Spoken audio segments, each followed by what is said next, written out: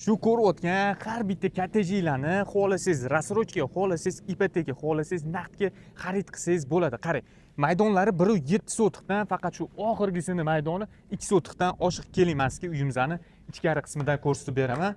Qarang, kirib kelishimiz bilan shunaqa kengina hovli, bu tomonda o'zini yozgi oshxona hamda sanuzelari, kichkina bo'lsa ham zeleniy zonalari qilingan elektron darvozalar o'rnatib qo'yilgan. Endi ichkarisini ko'rsatib beraman.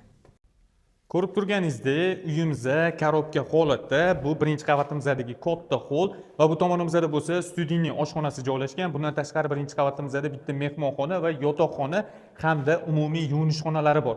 Podvaliga keladigan bo'lsak, yaxlit kommunikatsiyalardan umuman muammo yo'q. Suvdan tortib gaz, svet, hamma udobstvolari qilingan. Mana bu ikkinchi qavatimizdagi ikkinchi katta hol hisoblanadi. Ikkinchi qavatimizning o'zida yana 3 ta yonma-yon yotoqxonalari joylashgan hamda bitta umumiy yuvinish xonalari. Uchinchi qavatimizda bo'lsa yaxlit katta mansarda. Bu tomonda o'zini balkoni ham bor. Balkonimizdan shuni chiqib qarasangiz, oldi tomonda xuddi shu proyektda podkatlaman ham qurilyapti. Uni narxi buni narxiga nisbatan 10 ming arzonroq. Narxini $185,000 so'rashyapti. Yana kelishiladi.